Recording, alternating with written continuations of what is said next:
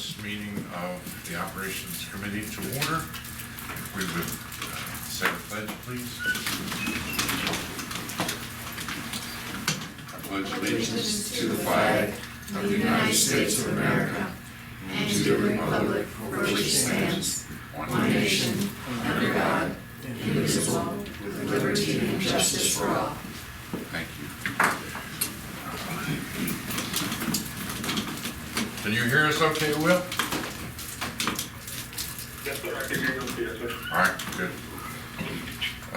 Approval of agenda. Move we approve the agenda. Wait, Second. second, okay, 3-0. We have no public comments. Next is approval of the meeting minutes from September 11th, October 8th, and October 14th. Any corrections to the minutes?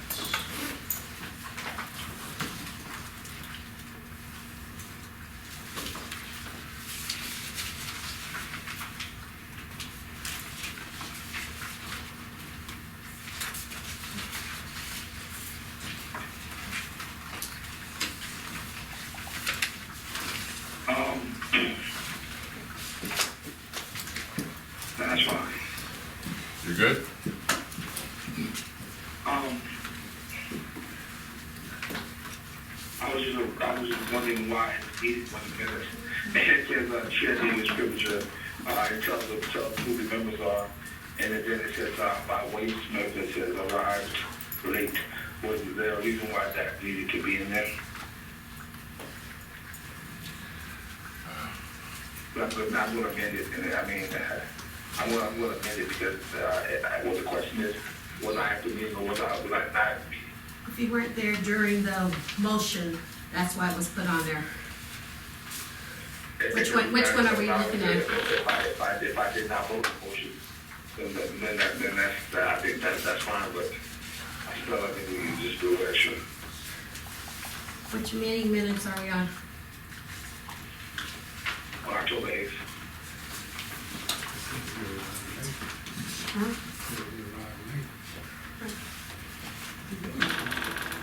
So I'll take it off. I can take it off. You were late. What exactly would we take off? I guess he doesn't want me to put on there that he arrived late. No?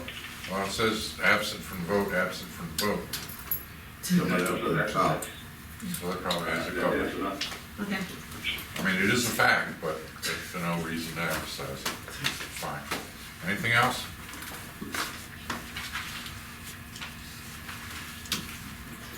No, thanks, no. No? Move we accept the minutes of September 11, October 8, and October 14. Will? No, it's fine. Yeah. Second? Okay. It's 3-0 with correction. Okay. The annual HR report, which is substantial. Mr. Chair, I just want to tell you right up front, I'm not prepared to act on this HR report today. I will not participate in any motions. Okay. I'm just seeing it now. I had no time to look it over.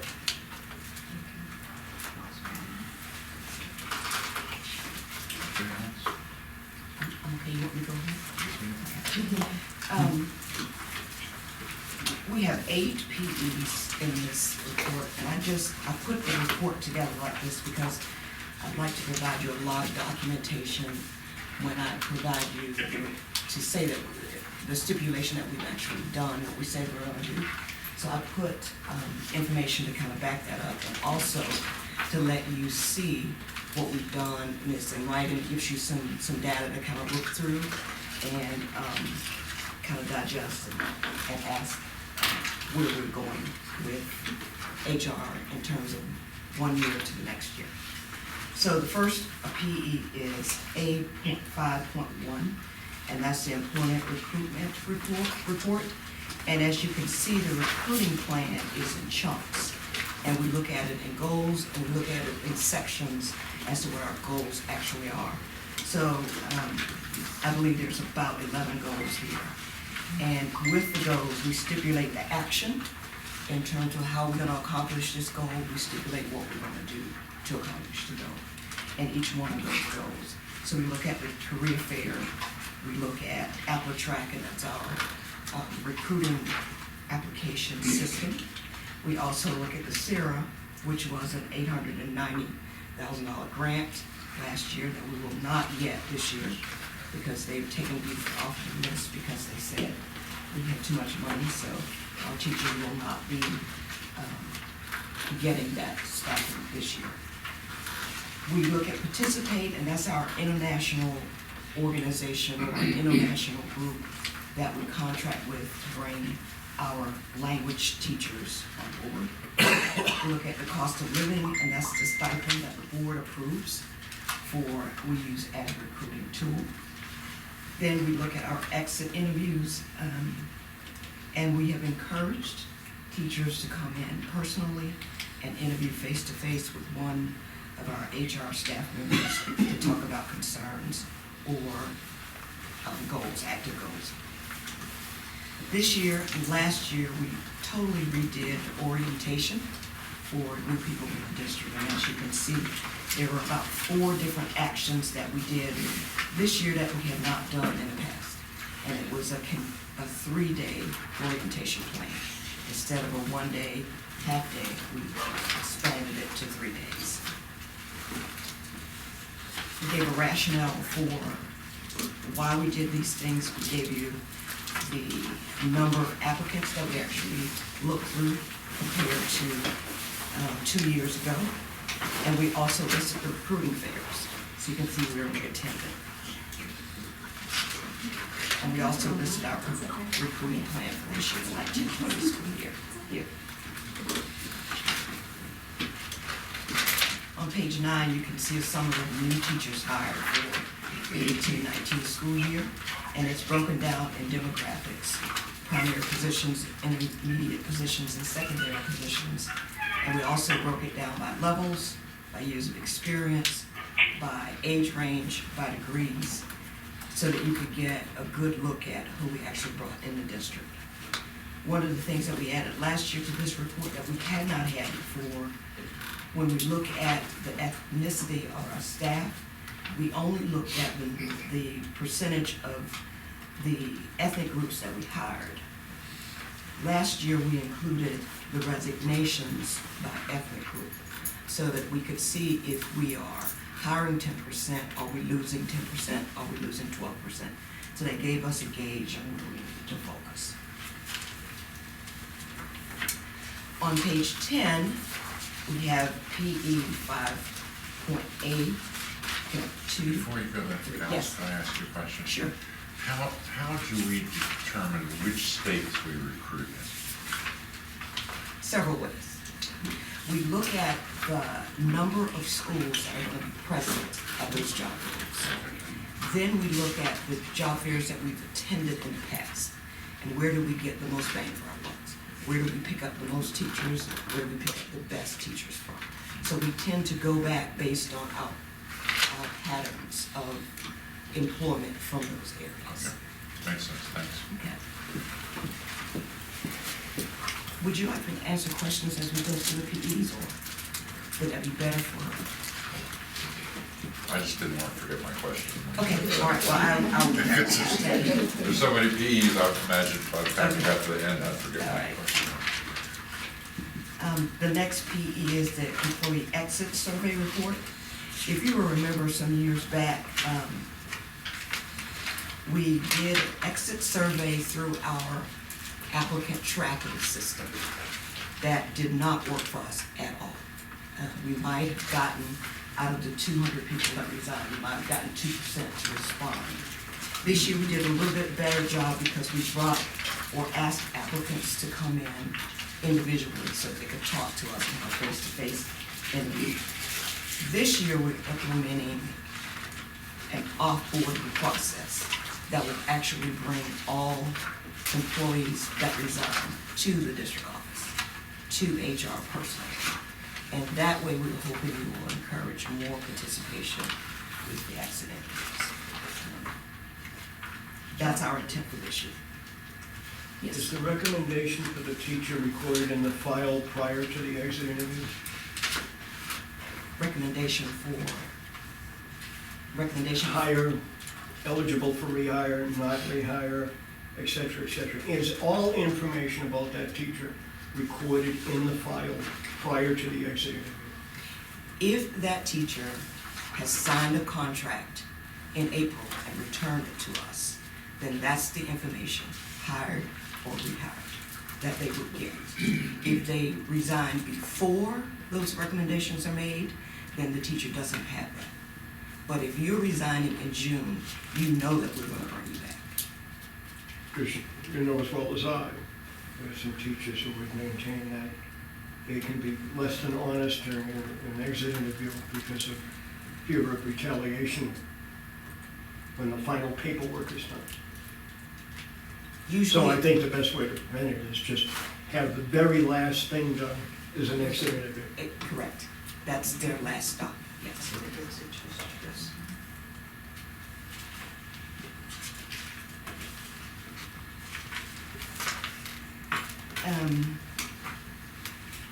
And I did not, let's go back to page 10, and that is the retention report, page 10. That is 5.A.2.3. This is probably the meat of the report, because it looks at all areas that we have in place to hire teachers, support teachers, and maintain teachers. So it looks at all of the numbers. On page 12, this is the school staffing form that we use across the board. And you're looking at a high school staffing form based on enrollment and the FTEs that are granted based on that enrollment.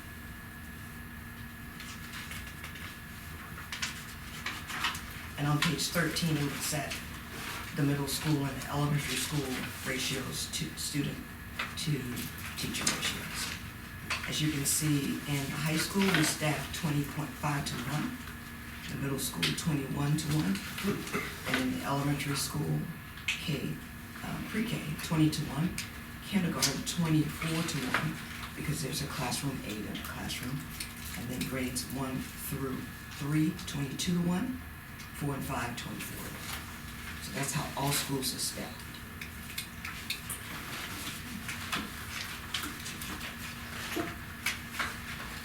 Beginning on page 14, this is an overview of the mentoring induction program that we have in place.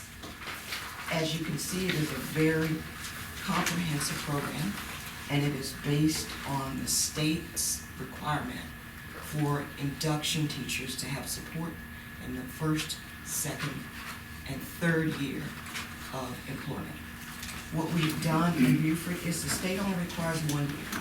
So when a teacher comes into the state of South Carolina, right out of college, the state says that they must participate in an induction program for the first year. The second year, they go through a formal evaluation. The third year, they can become fully certified. So the 1 year is required. That's the bare minimum for the state.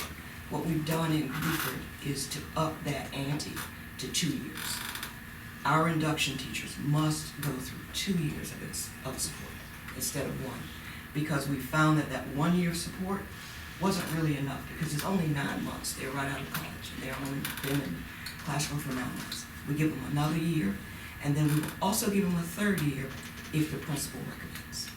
So the principal says, this is a great teacher, just need 1 more year of support before that evaluation year, and then they can be here for 3 years without evaluation. So I believe it would be interesting for you to look at our retention.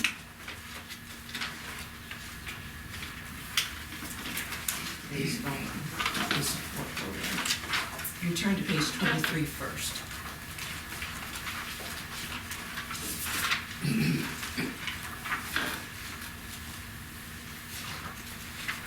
So you're looking at the building mentor support by district mentoring teams. So as of today, we have over 700 trained mentors in the district. And when this program began back in 2004, we barely had 100. So we've actually put a real ongoing effort into training teachers to support other teachers. Excuse me. Yes, How many teachers do we have all total? 1,700. So you're saying more than a third of our teachers are trained to be mentors. Yes. And we encourage more and more every year. This year, our focus is training administrators to be mentors, principals, and we're focusing now on assistant principals. We had one training last month. We have another set up in February for assistant principals only, because it's important for administrators to understand the needs of new teachers. You can provide better support when you know what you're looking to support.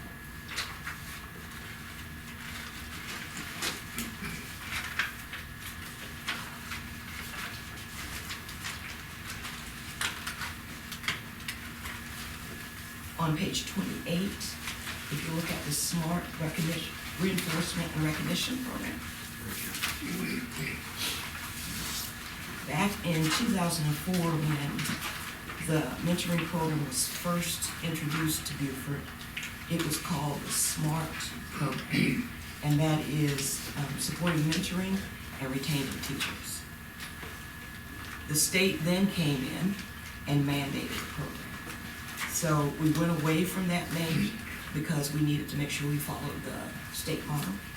But this year, what we're going to do is institute a SMART award that will be given to principals every month if they are selected by their building teachers as the principal who provides excellent support to them, and they feel that they are well taken care of in that building.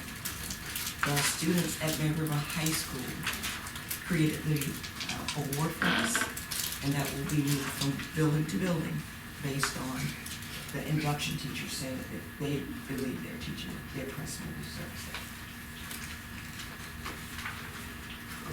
So like John says now, a teacher that wants to remain, why would they not rate that principal really, really superior in terms of assisting? If I'm a first year teacher, I'm not gonna say I'm not getting the support I need.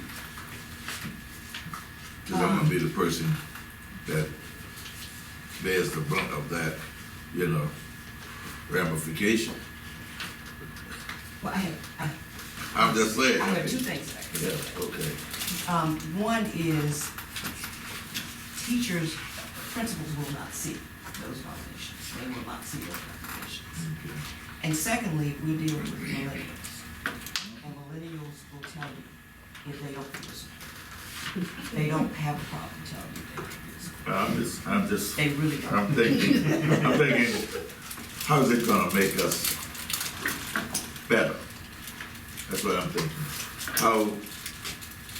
How is this gonna make both ends better? The principals, when, they don't know which teachers not feel unsupported, and the teacher who feels like they're not being supported, and maybe, who gets involved with the dynamics of that? We do it at the district level as administrators because we encourage honest feedback. So principals give teachers honest feedback, and we give principals honest feedback. So if we have a teacher in a building who does not feel supported, who says, I don't think I can do this, then we're gonna go to that principal and let the principal know. And it is their job as a professional to correct it. Well, And that's what we expect of I it. understand all of that. I'm just looking at what's real versus, I understand the professionalism involved, but at both ends, people are gonna cover their back first before anything else evolves, and I'm wondering whether we can get to a genuine collaboration with this process. That is our goal. You know? That is our goal. Every year we sit with an induction advisory committee that includes principals, induction teachers, administrators district-wide, and as well as assistant principals to talk about the induction program, how are we supporting teachers, are we doing a good enough job? What do we need to change? How do we need to tweak that? And if you will see in this report, we have changed this program almost every year based on the feedback that we get from administrators and induction teachers themselves. Not in the effort, as Coach would say. We lose by 30. We lose by 30, you know. Page 32. It's the induction teacher 5-year retention rates. Kind of get a feel for where we are with induction teachers and how many we retain. As you can see, our numbers are about nationwide averages in terms of induction teachers staying in the building. We are working on that every year. So I have a question about that, and as it relates to the ADEPT state guidelines.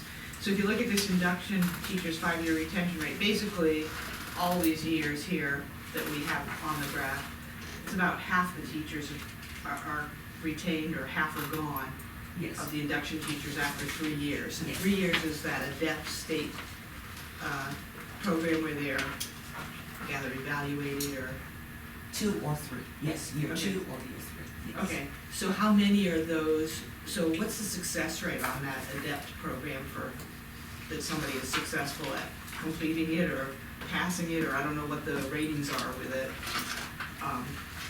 In the ADEPT, with an ADEPT system, one of the things that we do in the mentoring program or the induction program is we instruct those induction teachers what that model is looking for. We teach them the standards, we teach them the rubric, we teach them how to teach and what that rubric actually looking for. So the induction teachers are more successful with the ADEPT model than teachers coming from out of state. And do you know off the top of your head how successful,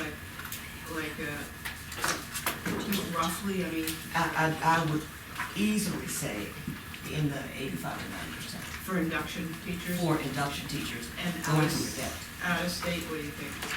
maybe 50%. So then if they are successful with that, they can't get a job in South Carolina, or they can try again somewhere else?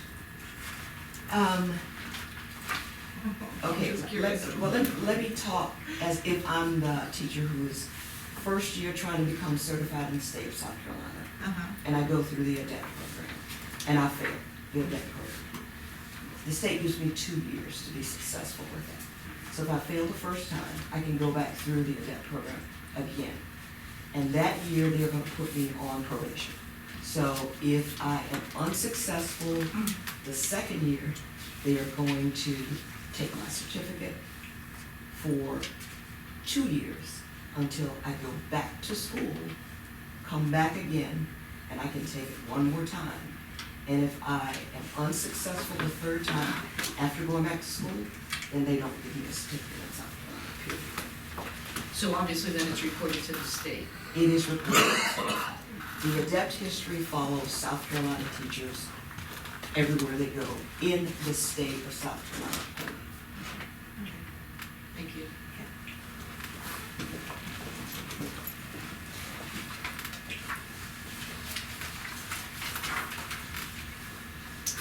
If you look on page 33, we look at retention rates based on the employee groups. So we look at all of them, administrative staff, certified staff, and classified staff. So our district is at 83.93%. That's everybody combined. That would look at all 2,800 of our employees.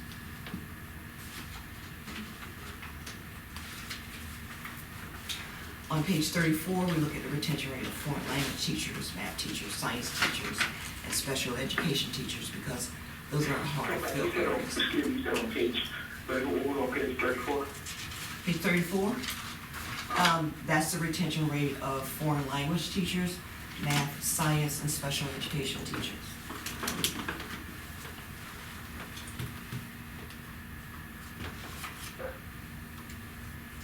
And on page 33 was our staff as a whole, all employees, administrators, certified, as well as classified staff.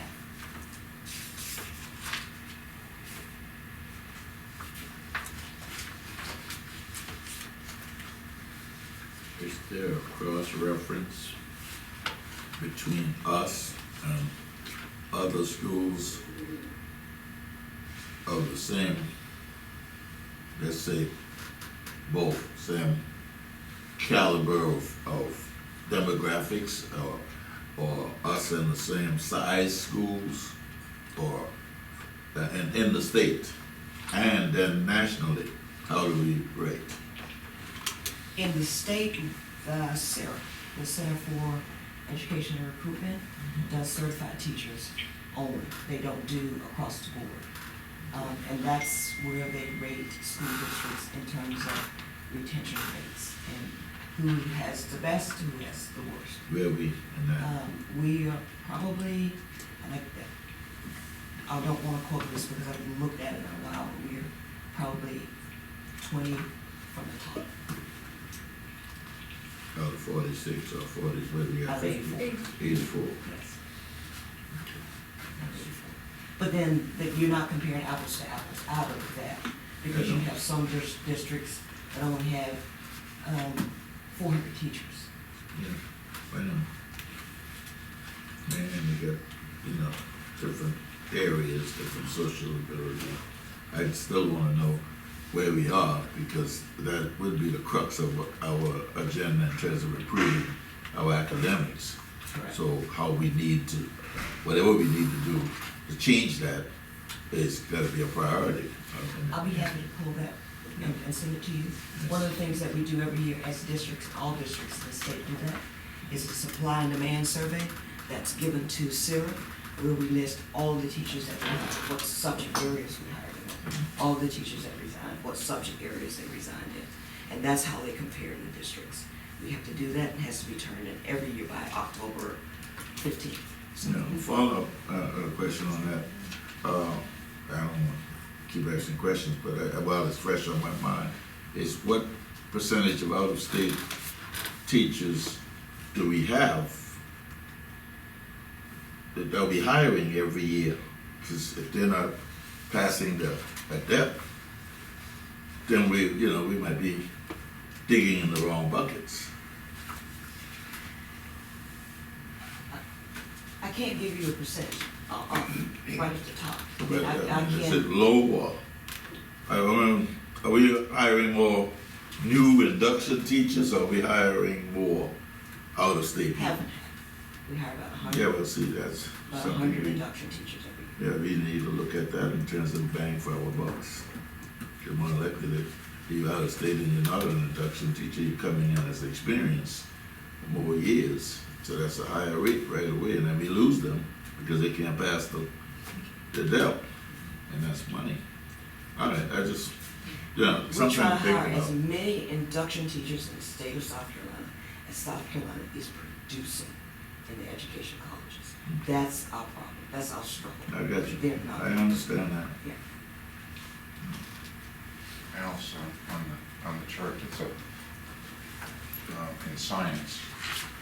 What happened in 1920? In 1920, Yeah. In the 2019 to 2020, there's a really nice spike in science. Whatever it was, we need to replicate it. well, you, Mr. Judas, last time you asked me how do we got our retention rates up a little bit, and I told you I thought it was finally the locality supplement was kicking in. And I still believe that it is. We focused heavily on science, math, and special ed at the career fairs and our own personal career fair that we have every year in March.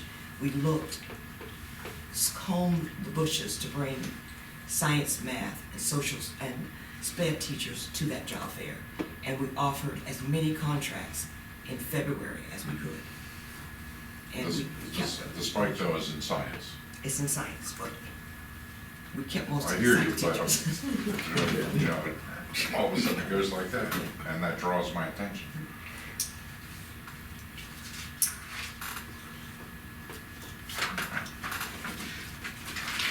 So another thing that we looked at that was quite interesting, because we talk about it every year when school begins, and that is the number of vacancies we have at the beginning of the school year.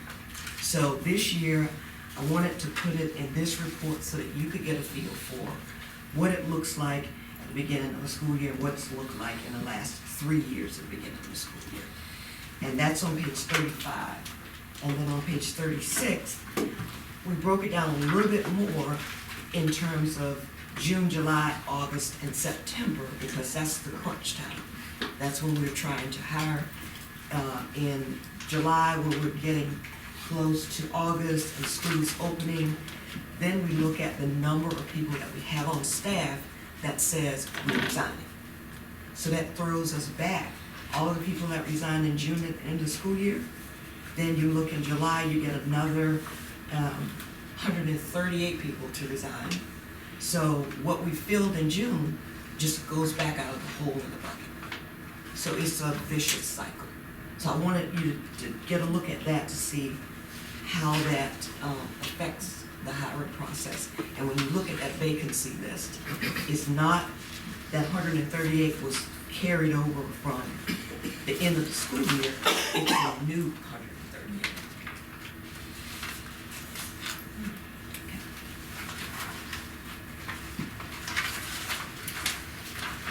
Okay, on page 38, we have PE 5.A.4, and that's the exit interviews, we talked about that. On page 40, PE 5.A.5.6, and this is notifying the board when relatives of superintendent or any executive leadership or principals are hired. And we had none this year.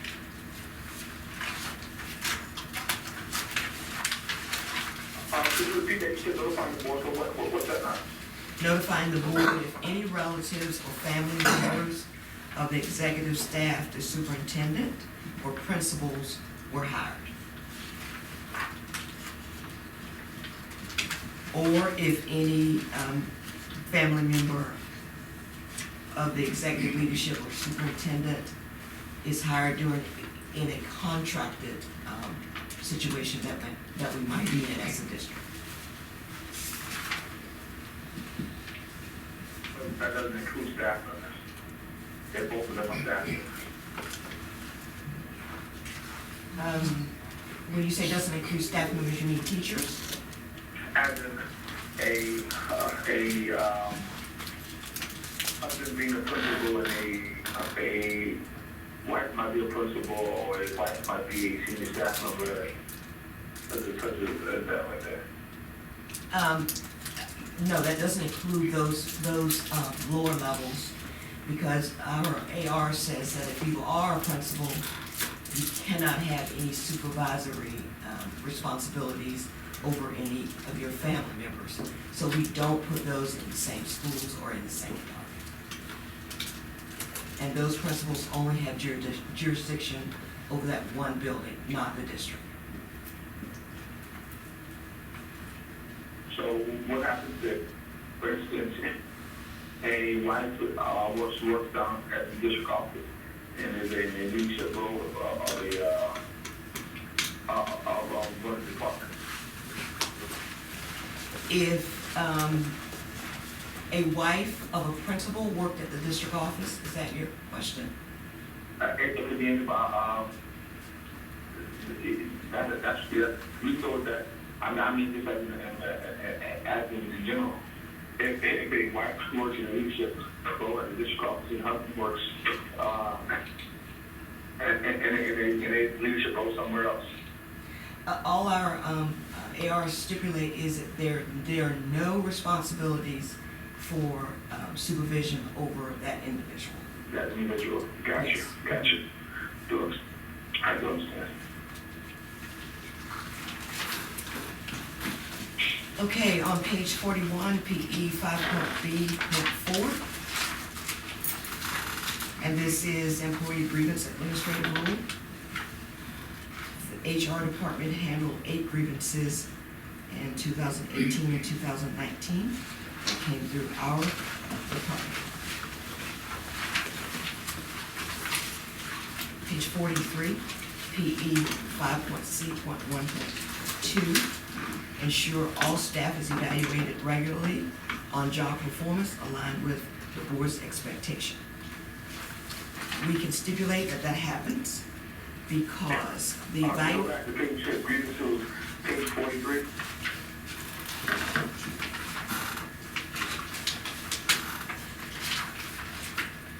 Page 42, grievances.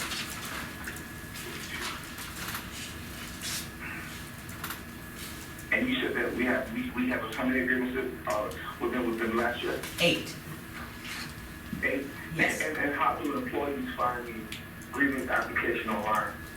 It is listed under HR, HRS 15 grievance, and the form is listed there as well. If the employee has an issue finding them, they can always call anyone at HR and we will steer them to the right source. And when an employee file a grievance, where all does the grievance go to, and what type of receipts do we have in place? So that there's a checks and balance on that, on those grievances, because all grievances must be dealt with within 14 or 12, 13 days, correct? I believe it's 10 days. Okay. There are steps. If an employee files a grievance, it goes to their direct supervisor first. That's the first line of defense. If the employee is filing a grievance against their direct supervisor, then it comes directly to human resources. So the direct supervisor walks through the grievance, tries to solve it. If it is not solved to the satisfaction of the employee, then the next level will be the human resources department. So basically, a principal can basically deal with the grievance. Principal should. The principal should deal with the grievance, but the employee also have the right to say, I don't want my principal to deal with this grievance because I don't think my principal is going to give me a fair shake, or the grievance is against my principal. Then it comes directly to HR at that point. And also, how do we ensure people when they file a grievance against their direct supervisors that there will be no retaliation? It is stipulated to both the employee as well as the person that the grievance is filed against that it is against district policy for retaliation. And if that happens, the employee is to inform, and then that employee that the grievance has been filed against is dealt with by the superintendent. And also, can we find the grievance online as a liquid report? Can we go online and fill in, can the employee go online and fill in the grievance? Complete the grievance form. Electronically? Complete the grievance form electronically. Yes, ma'am. They can. So the employee can go online, find the grievance electronically, and type it in and send it to where it needs to go. Yes. Or they can print it and write it, or they can print it, create a different document and attach that form to that document, whichever they prefer.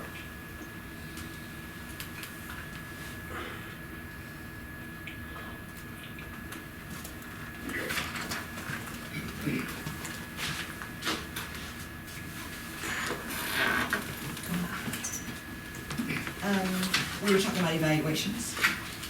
So just a brief how we do evaluations in the district. The certified evaluations totally out of our control. It comes from the state, it's dictated by the state. All that we are mandated to do is manage the calendar to make sure that evaluation is carried out correctly, that the employee has a fair shake, and that all guidelines are followed. If that is not, there is a grievance process for an employee that's going through evaluation who feels that they have not been evaluated fairly. So, and that's all online, it's all published, and we do the state model. For classified staff, we have an evaluation portal that's set up on our district server for all hiring managers, supervisors, principals to access to evaluate employees. Every employee must be evaluated once a year in the district. There's a calendar for all evaluation schedules.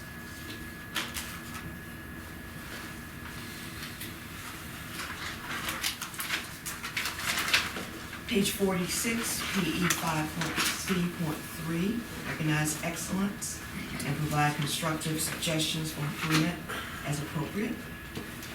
We listed here all of the awards that were given throughout the district for the 18-19 school year. And the last PE on page 50, PE 5.C.4, recognizes the teacher of the year as well as the support person of the year. And they're all listed. And we do both recognition by breakfasts for both teacher of the year as well as support staff.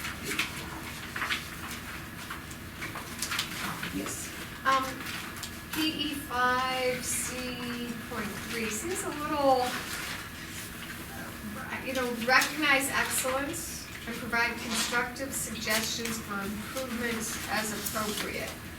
So for recognizing excellence, which is what this is a list of, we're probably not going to be providing constructive suggestions. So where does the constructive suggestions for improvement come in? Is that in it? Do you think these should, they seem kind of contradictory there in the same PE? Since this is a board's PE, my assumption would be, You have a suggestion for improvement?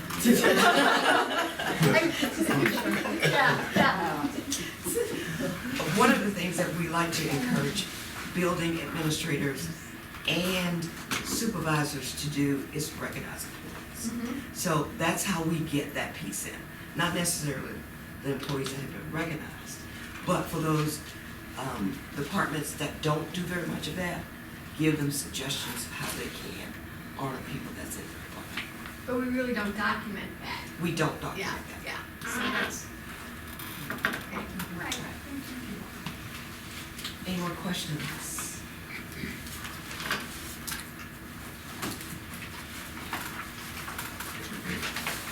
Also, to go back, I have one more question about the business. When the businesses have been do we have any do we have a system in place to when we have a receipt once it's been sent immediately and what time and who has it been sent to for the person for the send of it? Because I remember one time someone told me that they could not find that was not a system, and that system was not in place. When you say receipt, what do you mean by receipt? So I think I need to set stuff out. Yeah, I think stuff out because I just want to know when the document was open. No, there's not a read receipt or a certified receipt on grievances. If the grievances have been completed and the file has been closed, the employee that filed that grievance will receive a letter stating, here's what was found, here is how we handle your requested remedies, and that letter goes in the employee file. But we don't send read receipts or certified mail. That goes directly to the employee. So, you don't think that we should send a receipt so that the employee does have a copy of the agreements when they do send it? Because one time an employee approached me and told me that they sent the agreements, that they were done the agreements, and that they said that I guess it was told that they never received the grievance. Okay, So that would kind of, that would alter that. that is certainly something we can do. We can send that letter certified. I wouldn't send the grievance letter by email because it is confidential for the employee. And as you know, all emails are foiled. So I would, if I considered anything, it would be to send it registered certified mail for them to sign for it. And if that's something you would like for us to look into, we'll certainly do. I'll read this so that it was your mail had been received on so and so and so day. I mean, that's just something basically that said that, to let them know that we did receive this document on this day at this time from you, on the document on the day. Oh, that goes out from my office once we receive a grievance. The employee gets a letter saying, I am in receipt of your grievance. Whomever in HR has handled it will be in touch with you in the next few days to schedule a meeting with you. That goes out. And that's just a formal email to say that we've received that grievance. But it doesn't deal with the grievance itself. It's just that we've gotten it and someone will be in touch with you.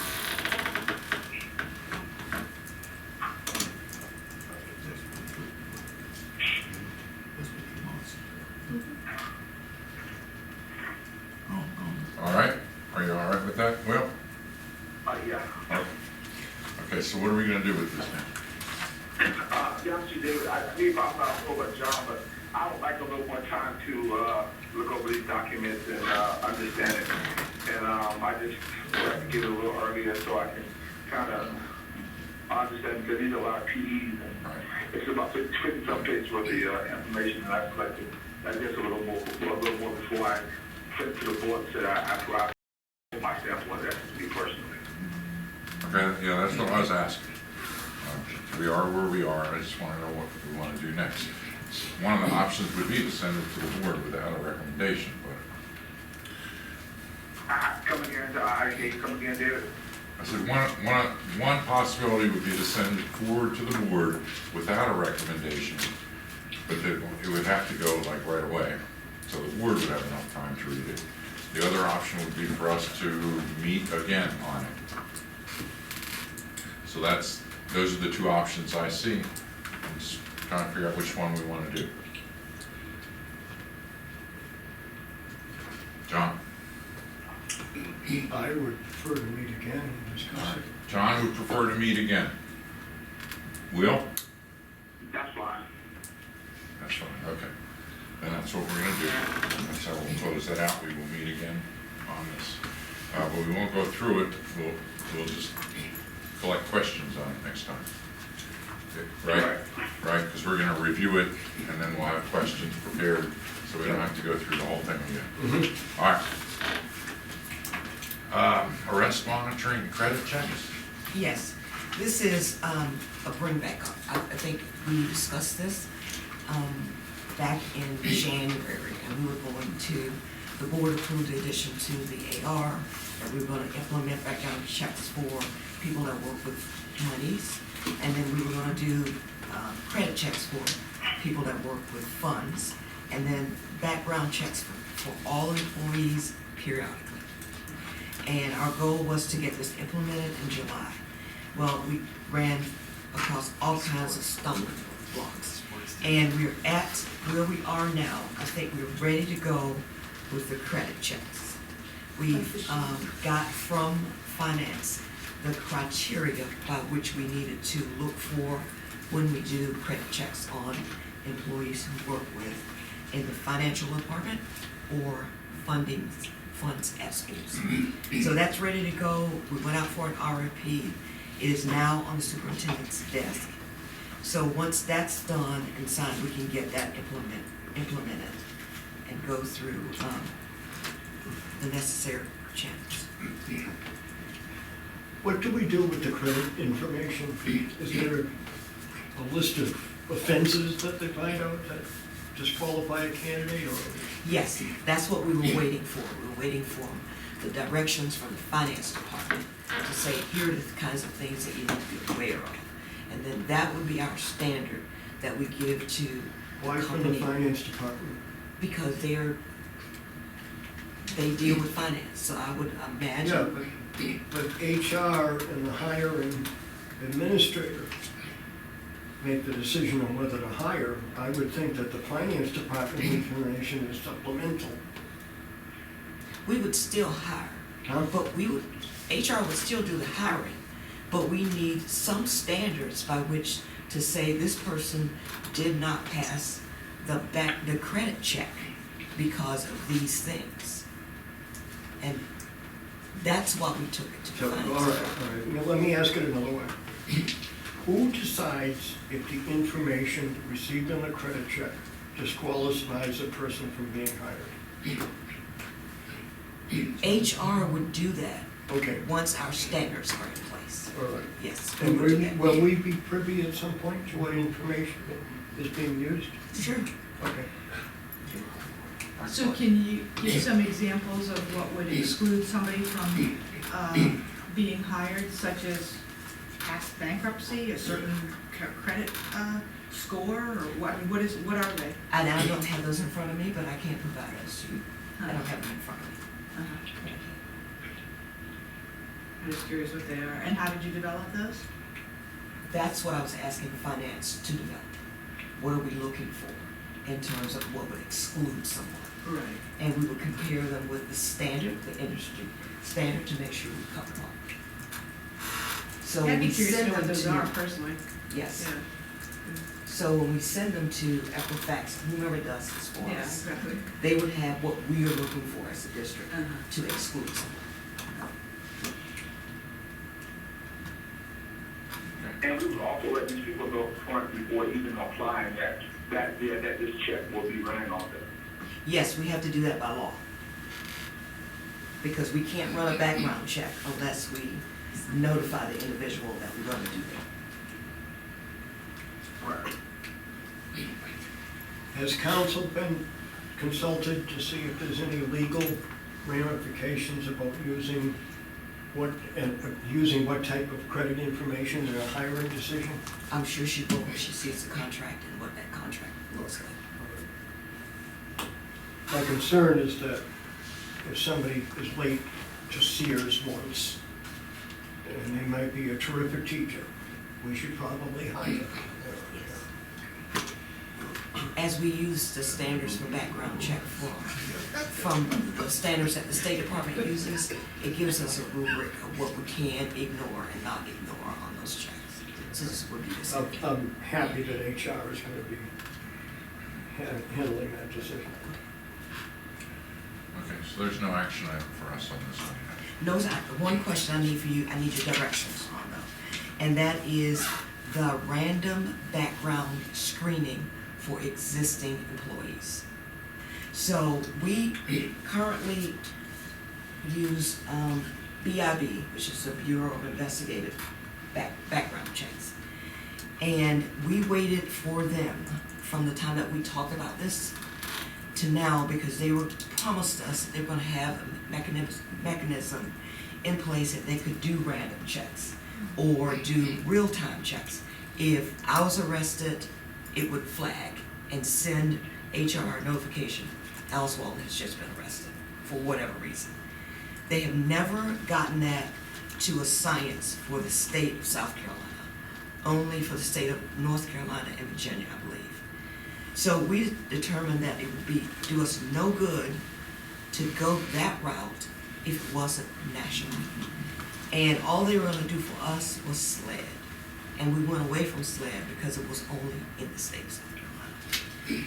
So we went out for bid in July, and we got no responses to do this individual random background checks on existing employees. No response. Then we went out again from a state vendor in August, and they came back with an exorbitant amount of $10 a person per year at a cost of $32,000. But they also said to us, as well as other vendors, it would be much more affordable if they did it all: background checks, financial checks, and continuous monitoring. So my question to you is, do we move forward with spending $32,000, or do we wait? Because our contract with BIB comes up again in April, and then we can go out RFP to include everything, because there might be other companies out there that can do it just as well, more efficient, for less cost. So I need directions from you. Well, as you know, committees can't decide anything of that nature, so we can bring it to the board, but we can't give a direction on it. I just want to bring you up to speed as to where we were. Yeah, we can make a suggestion to the Yeah, board. exactly. Yeah. And I would suggest waiting to April and doing the whole thing and see if there's other vendors out there, because it seems to me BIB's been a little disappointed. Very disappointed. They tend to oversell. So, I mean, that would be my suggestion. Yeah, that's reasonable. Will? Yeah, I would try to agree with that, or also, if maybe this also could be something that we bring up at the next work session as well.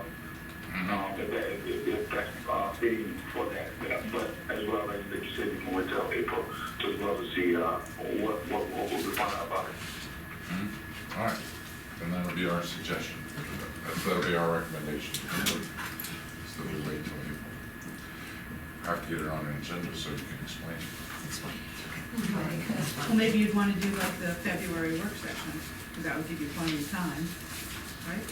Or could it not wait till next work session? Yeah. That would yeah. make sense. Right. Right? Yeah. So that would be a perfect time to do it. What's that? That's good. In your blog. You done? I'm done if you don't have any more questions. All right, thank you. Now we get to the River Ridge mascot. Thank you for watching that. We're going to put your presentation. Thank you. All right. Good afternoon, everyone. My name is Brian Ryman. I'm the proud principal of River Ridge Academy. I started my principalship there July 1 of just this last July. And you know, when you take over a building, you kind of take stock of everything that's been going on. This is River Ridge's 5th year that it's been open. And so I was looking back at the past 4 years of River Ridge Academy and things that were going on. And one of the first things that I did was I started having meetings with existing staff members and talking to them about the school and things that had gone on, things they liked, things they would change. And one thing that kind of kept popping up a little bit, especially as there were coaches that I was talking to as well, is they said that, you know, we have River Ridge Academy and we're the Raiders, but we don't really know what a Raider is or what it looks like, right? So I see that there was kind of a need there to maybe, especially in our athletic programs, to come up with some type of branding or an image to represent what is the actual Raider. Now, we have and so when you don't do that, I guess we'll talk about the need first. When you don't do that, what you'll find is in the past 4 years, coaches will kind of take it upon themselves to create their own images, and you end up with a bunch of different images going on depending on what the basketball coach liked or what the football coach liked, and it gets kind of sloppy, right? So I wanted to kind of come up with what would be a good concept for a Raider.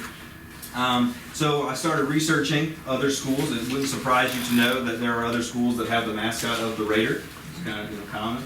And they take it on to different things. You can find older schools back in the day. Native Americans were used to symbolize the image of a Raider.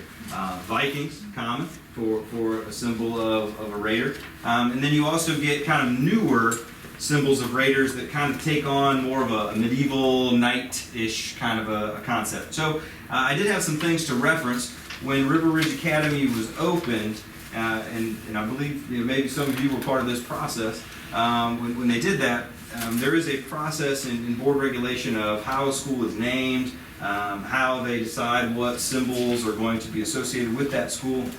And so this beautiful image of the River Ridge Academy crest was created in that process, and you can see that real big, nice up there on the board. And so that even brings itself to kind of a little bit of a medieval theme. I think you have River Ridge Academy. You have the crest there, which is a shield, RR representing River Ridge. very symbolic of the state of South Carolina, as you have the outline of the South Carolina state, the palm and the moon. And there are those two swords in the background there, part of the crest. So that is that. With this concept, and then with other images of raiders that in modern times that schools have created, I reached out to a teacher that I had worked with extensively at Bluffton High School. He's in their arts department, and he does a lot of graphic art and design. His name is Stan Vitus. He's a great worker and colleague. And I pitched the idea to him, and he said, Brian, I got a little time here. It's still summer. Let me work on something. Let me kick around some ideas. And so he created a couple different renditions and some images. And so if you go through the packet, I thought for reference it would be good to note other symbols that we have of schools throughout the district. You can see, Pritchardville Elementary, Bluffton L, the Wildcats, the Red Cedar Foxes. Now, it is important to note that if you look at these images, depending on the grade level of the school, you see like cartoony, right? Versus when you get into a middle school level and even into a high school level, the images do start to change. And I do think that's important to note, because when you're talking about River Ridge Academy, which is a pre-K to 8 school, we do have middle school and we do have athletics. And so as you see, as schools develop an athletic program, the image to be a little stronger, I think kind of lends itself to that idea. So that was kept in mind too with the creation of this symbol. So if you go all the way to the end or close to the end, what does the River Ridge Academy radar look like? Well, this is an idea of what it could look like. And if you scroll to the next slide, you can see our current branding of the River Ridge Academy crest and how that does kind of lend itself into the new image here, right, of a knight. So when I first saw that image, I thought, wow, that's one, well done. Right? I was really impressed with Stan with what he was able to do, right, with his graphic design software and everything. And I thought, well, I got to get some input on this thing. So I talked to Dr. Rodriguez, and I said, hey, Dr. Rodriguez, I got an interesting situation. I'm not trying to, get rid of the crest by any means, but I think that there's a need in our school, especially in the athletic department, for an image of a mascot.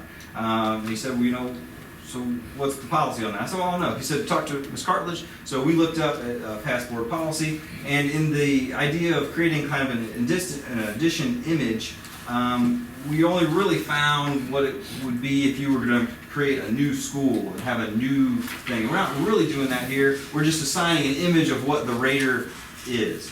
But I definitely wanted to get feedback from my students and my community. So I pitched the idea over several dates in October, early October there. Talked to the PBIS committee, the student council presentation, our SIC, and overwhelmingly, people liked it. They said that there was a need for a Raider for River Ridge Academy. They liked the image. They loved how it incorporated the current crest with the new concept of the knight. And that is why I am here today.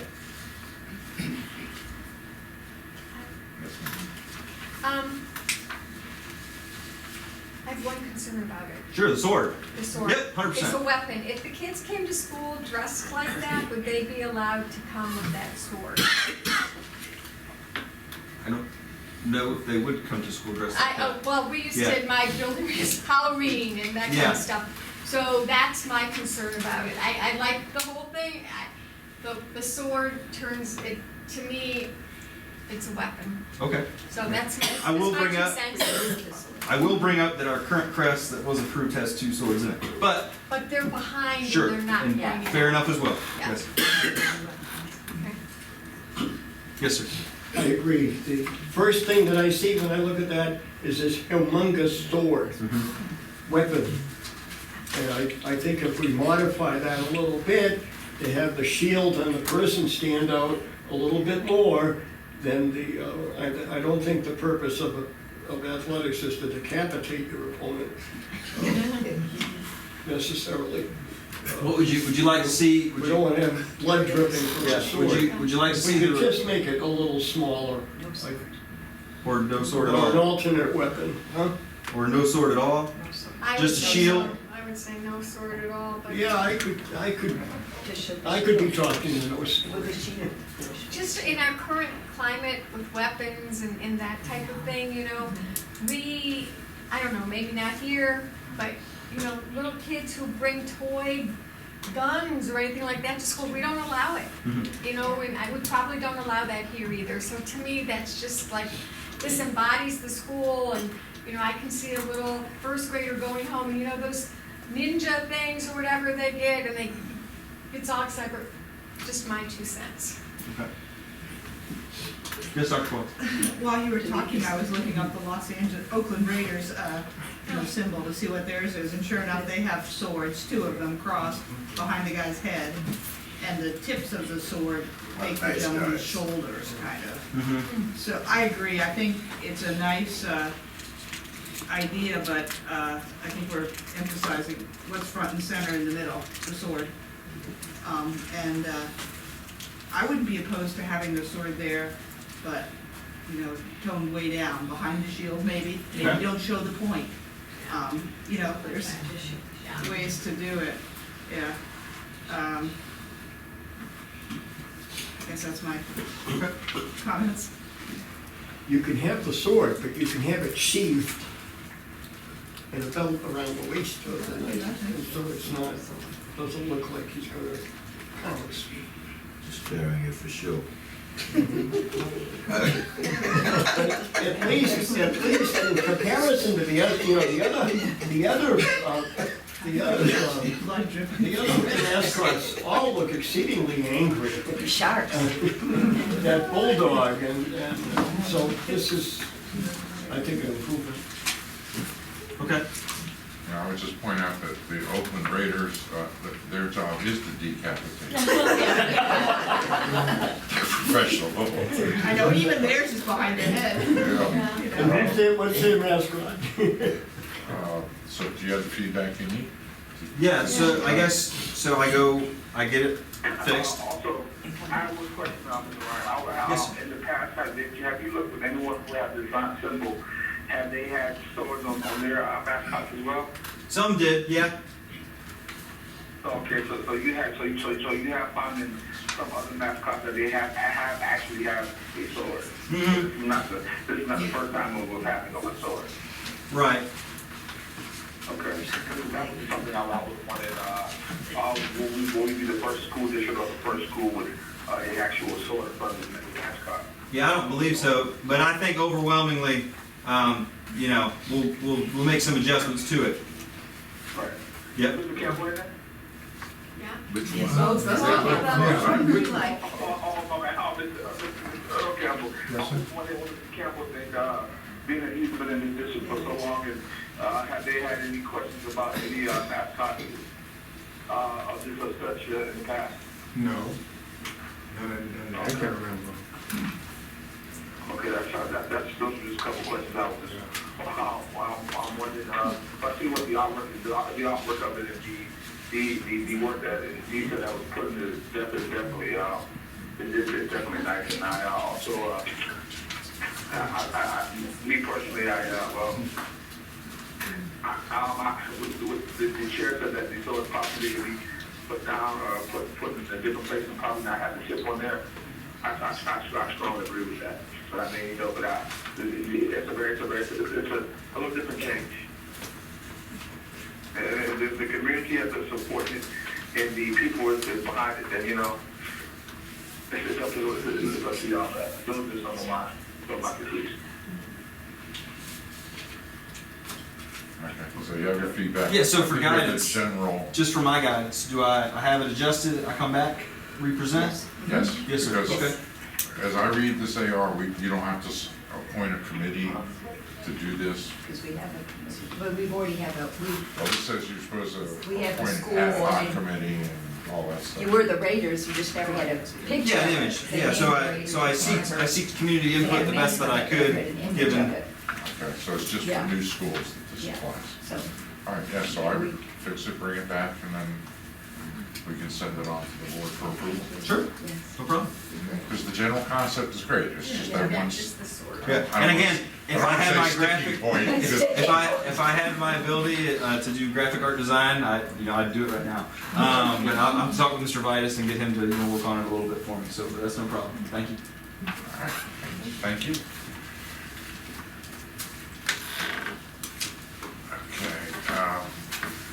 AR SS50 suicide prevention. Yes, sir, thank you.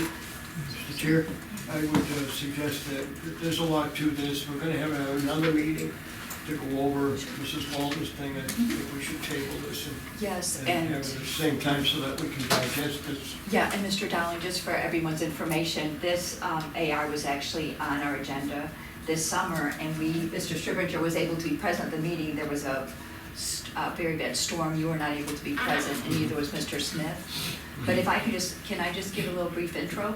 Well, that's before up to we- David, but I won't be supporting any action on it. No, we don't need to take any. I just wanted you all to know that we've learned that suicide is the third leading cause of death among youth ages 10 to 19 in the United States. We actually, unfortunately, one of our students committed suicide last year. And Can you Kiki speak up a little Swit. bit, please? I can't hear you. Yes, sir. Kiki Switten attended some professional development in this policy that, for your review, we'll talk about it at the next meeting. It's to help us to prevent suicide, to help us protect our youth, and also to provide education for our staff as well as for our students. So I look forward to getting y'all's feedback at the next meeting, and I thank you for your time. Okay? Thank you. So that'll be on the next agenda. Yes, sir. All right, referendum impact. This is just a general topic of what did it affect in operations, staffing, CIP, anything? So what are the specific questions? I'd be more than happy to ask her what questions. Well, here's one, is there any impact on our CIP? Is there any impact on our CIP? As far as our 8% projects, so the two impacts are that we're working on the 10-year plan right now, and any of the referendum projects that were previously in the 10-year plan are being removed. So that number is going to go considerably downward. The last time you saw a CIP, the 10-year plan had 400 million in projects. We're in the process, but that's going to, a good portion of that is going to come out. So that number will be reduced. Okay, that's what I anticipated. Yes. Robert, when will we see a project plan, a master project plan with individual project plans as a subset of that, detailed as to what kind of project management techniques you're going to use to keep all this sorted out? So there are two questions there. One was a project plan. Do you have? So I have paper copies because you see it's down in a minute. This is a Gantt chart showing the 4-year plan of all the projects in the referendum. And I brought a few copies, and unfortunately we're not don't have space here, but I'll be glad to leave this with you, or if you want, we can put them out on the table, or I can put it back there and go over it with you. And I know that you can't see it in that detail. But that plan right there has all board actions on it, as far as what's going to be required, board actions, project beginning, date, when we need to go out for specific items. So that has developed the entire plan. What you will see right there right now is there's time periods, but not dates. As of right now, we're waiting on the board to make a decision on the bond counsel and the bond attorney. That has a big impact on when we can begin. And until that information is available, we're really on hold, waiting on the board to make those decisions. So, Good, thank you. And you're gonna send this out to us? I believe it is now in It's in board docs. It's in Board Docs right No, now. it's in board docs. And I have Yeah, you just have paper, to take it and make it big yourself. I have paper copies if you wish. I think I made 4 or 6, I think I may have 6 here. If you'd like these to take away with you, I'm glad. Okay, so So- that's, One thing, because I was wondering, did Robin, did you email me that? No, it's in Board Docs because it's a document that could not be emailed, so you would have to view it in Board Docs. And your problem is you're not gonna be able to print it very well either. So That's you're not why gonna be able to print it, so I mean- we can save you a hard copy if you would like. I can give Robin a copy for you, Mr. Smith. That would be fine, I appreciate that, thank you. Thank you. Your next question, you did say, Staffing. yeah, staffing. So as of right now, we are planning to go out with an RFP, asking contractors to provide proposals for what they recommend for staffing for a referendum of this size. So that should be going out hopefully in the next couple weeks. And that would be staffing who? The owner staff, how to staff for the owner in How order you- to address an RFP of You this would size. staff. Yes, well, it would be a company providing those people. The question is, what would you provide for this size referendum, knowing the amount of staff we have? That's what we're requesting proposals for. And those would be project managers. Yes, I mean, we're kind of asking them in the RFP what their recommendation would be, and then what their price structure would be, and that's how that's going to be reviewed. And are these like engineering consulting firms that do this type of work that would be responding to the RFPs? What type of organization would be responding to these RFPs? We've used in referendums in the past firms, they can be engineering consulting, but they're more from the construction world typically. Usually they're more a construction consultant type firm.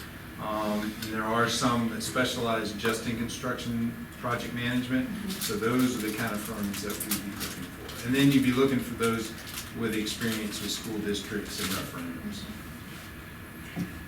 Referendum funds cannot be used for a project manager, correct? That's incorrect. Huh? That is incorrect. Oh. Referendum funds can be Salary? They can be used for staffing needed to support the referendum. Okay, all right.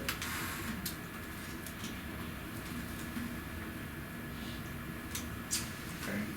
That answer, and I know this is small and minute, I'll be glad to go into as much detail as you want on that. For what it's worth, I would recommend that you take, after trying to read this on a computer screen, I would recommend that you take one of these paper copies. Because it's so thorough and detailed that it's just much easier to see it this way. Put them up on the back on the rubber band. If there are enough, I know I have 6, so I'll put them back here, and I'll be glad to go over it. Fortunately, our table's kind of taken up right now, so I'll put it back after I post the flag. All right, so they'll be available for the lucky 6, and I, the lucky 6. And we can always make one. if you have requests, well, that's not working. I'm gonna put them on the floor. Yeah, they're too big. Look at this thing. So, if there aren't enough for board members and you'd like one, just let me know and I'll have one. So can I ask you how you developed this? It's called a Gantt chart. So our project managers got together and looked at the projects and what was needed. If you'll see there, and this is a condensed version. We have even one that's bigger than this. So this is just what we will, in the software program is a project, the Microsoft page. It's a simple version of a scheduling software. For construction, there are more complex versions. So this was done as you developed, as the referendum project list was developed? This was done recently. I mean, we've done it here in the last 2 weeks. So the referendum was closing and looked like it was going to be positive. We started looking at what our timings were for this. For the project review committee, I composed a much simpler version. Yeah, and this is a level above that in complexity, and what we focused on here was more board involvement. And then our staff has an even more complex one that's even more detailed beyond even board involvement, breaking down into different phases of design and construction. Thank you. So, Robert, decisions were made on what comes first, what goes second, what goes third, what goes fourth. Yes, I mean, that was kind of based on what the conversation had been with the project review committee and how we talked to them on how the project would flow. So yes, it kind of goes with that same flow of projects. That's what I was trying to get at, who made the decisions about it. This one goes first and this one goes second. And so it came from the citizens project. Part of that discussion, yes. Okay, see, that was not transparent to other people, that ordering of priorities, I don't think was, Well, that was part of, Explain. it was part of the discussion with that committee, yes. I know, but I wasn't in the committee. Yeah, so I I'm didn't hear sorry, it. yes. They don't know about that. No, I mean, again, I'm trying to anticipate questions, always. So, yeah, John. I'm assuming that most of the information around dependencies, what has to happen to have the next thing happen, will be handled by the project manager, is that, or internal personnel? Well, what has to happen, so on an individual project level, a project manager handles that, yes. On a- So we will have visibility though as to what things, the most dangerous thing in project management is getting behind schedule that impacts the next thing that has to happen. Correct. Okay, and that's what you do, it's a bunch of plates spinning in the air. And when one slows down, you run to that and you speed it up, and then you watch for another one to slow down. You run and speed that up. Without getting into the weeds, that's what everybody has to be aware of, is what the focus is, and what can go wrong. It's not, worrying about what can go wrong is not an accusation that someone's not doing their job. It's just, it's the basis of project management. Oh, That's, your software will show you the critical path. right, that's what this is developed for. I'm okay, I'll need to ask my question.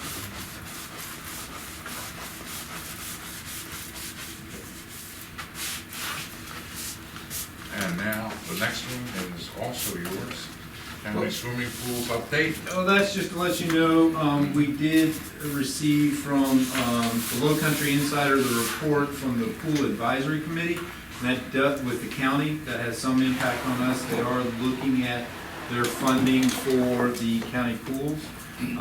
We have 3 pools, if you're aware, and it's just at their committee level.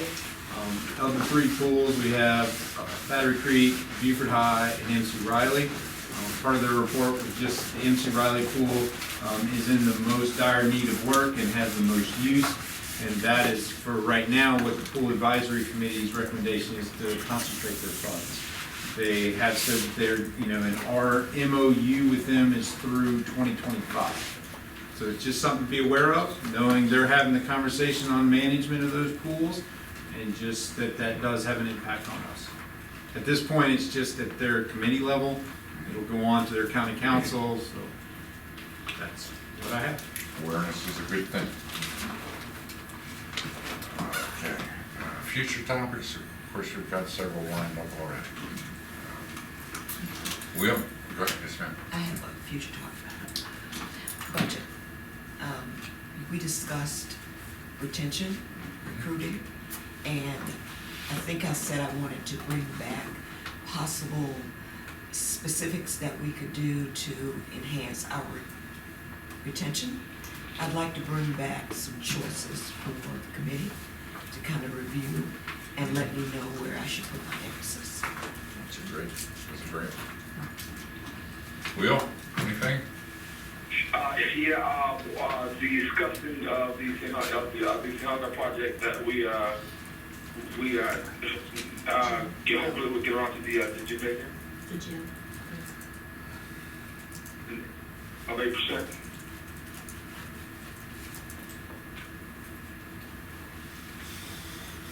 Hello? Oh, no, I got it, Okay.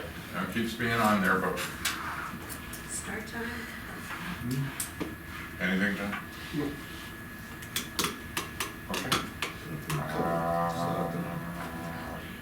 We really don't have too many action items coming out of here. Yes, ma'am? Are you all going to get where we are with the surveys and the town halls for the start time? Yeah, the surveys, I forgot, I gotta bring that back. And Wayne was gonna bring back the town halls and recommendations.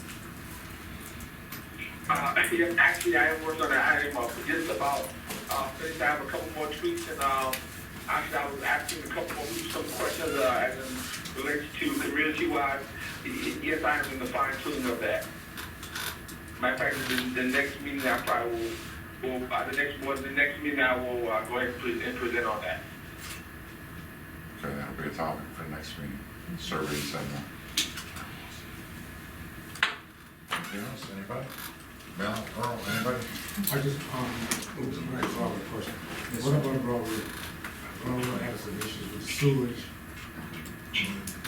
What's gonna happen? So that is something we're gonna look at addressing with 8% for next, and it can't happen till this summer. Right, I know that. And as of right now, I don't have a solution in hand. And what about the flooding? Well, the problem, you're talking about the sewer backing up into the school? Yeah, but when it rains real heavy, Okay, so we can, yeah, we can put that. yeah, we can talk about that when we do 8% funds. Okay. Okay. Jim Foster has a PE that is out of communications that was actually due in September, October, and he doesn't really fall quite up under anyone, so I asked Christina, where would he come, and she was suggesting that he come through operations. Sure, we love them. So could we bring his PE in December? Yes, ma'am. Okay. What is the December meeting? The December meeting is December 10th. Board meeting's on the 10th. Oh, I'm sorry. Oh, you mean the The operation. operations, I'm sorry. So the operations meeting, if we stay on our schedule, it would be the second Wednesday, which would be the 11th. What? Weird closed. Okay. There is the 10-year plan. Does that need to come here first or board? Just Yeah, comes here yeah. first. So we tried to look at that on the 11th. Okay, everybody better pack a lunch for this one on the 11th. Better start earlier, huh? So We we start have 4 earlier minutes. than 4:30. I can. For those of us who drive Can we start earlier than? to South Abroad afterwards, Well, let's not get crazy. William, can you start before 4:30? Yeah, that'd be fine. Like what, 3? 3:30? three would be Give me ideal. something. Will? 3? Three would, I have a problem with 3 o'clock. 3 o'clock. 3:0. All right. So December the 11th at 3 o'clock. Yes, ma'am. Okay.